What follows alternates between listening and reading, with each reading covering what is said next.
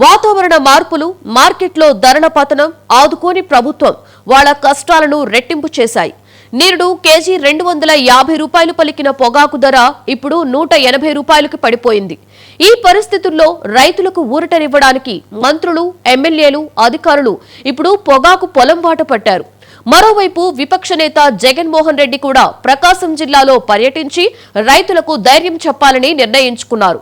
ఈ పోటాపోటీ రైతు పరామర్శ మధ్య ప్రకాశం, బాపట్ల జిల్లాలను పొగాకు రాజకీయం ముసురుకుంది.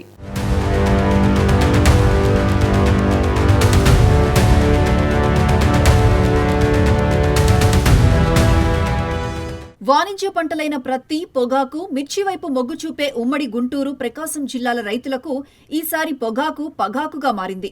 ఒక్క ప్రకాశం జిల్లాలోనే సుమారు 80,000 ఎకరాల పైగా పొగాకు సాగు జరుగుతోంది. ఇందులో అధిక శాతం పొగాకు రైతులు చిన్న, మధ్య తరహా రైతులే. ఈ ఏడాది జనవరి నెలలో సాగు ప్రారంభించిన రైతులు ఎప్పటిలాగే మంచి దిగుబడి కోసం ఖర్చులకు వెనకాడలేదు. ఎరువులు, పురుగు మందులు, కూలి ఖర్చులు అన్నీ పెరిగినా దిగుబడి మీద, ధరల మీద నమ్మకంతో ముందుకు సాగారు. కానీ పెరిగిన ఖర్చుకు తోడు అకాల వర్షాలు, చెడిపోయిన విత్తనాలు దిగుబడిని బాగా దెబ్బతీశాయి. పైగా మార్కెట్లో ప్రస్తుతం కిలో ధర 170 నుంచి 190 రూపాయలు మాత్రమే పలుకుతోంది. ఇది రైతులకు కనీసం పెట్టుబడి ఖర్చు కూడా తిరిగి ఇవ్వలేని పరిస్థితి. నిరుడు ఇదే సమయంలో కిలోకు 210 నుంచి 230 రూపాయల దాకా పలికింది. ఇలా ధర ఈ ఏడాది దారుణంగా పడిపోవడం రైతుల్లో ఆందోళన కలిగిస్తోంది.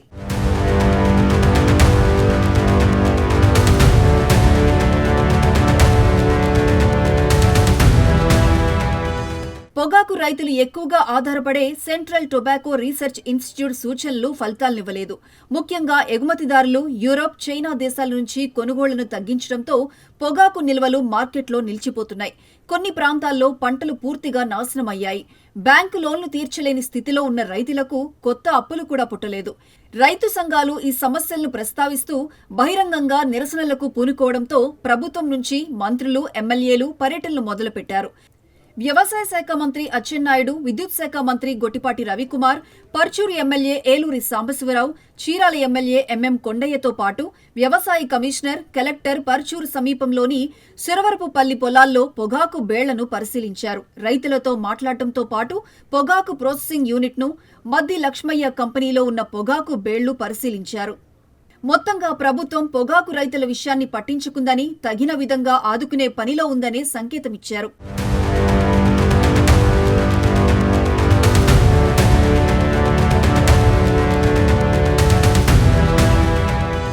మరోవైపు వైసీపీ కూడా ఈ పరిస్థితిని తనకు అనుకూలంగా మలుచుకునే పనిలో పడింది.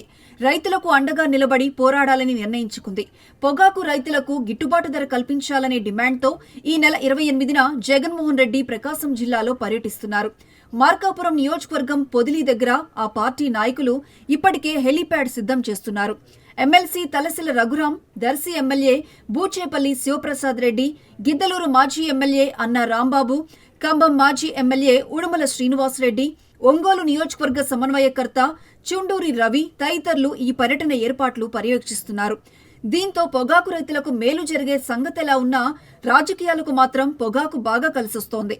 ఒకవైపు కడప జిల్లాలో టీడీపీ మహానాడు జరుపుకునే సమయంలో ఇక్కడ ప్రకాశం జిల్లాలో రైతుల ఓదార్పు పేరుతో పొగ పెట్టడానికి జగన్ సిద్ధమయ్యారు.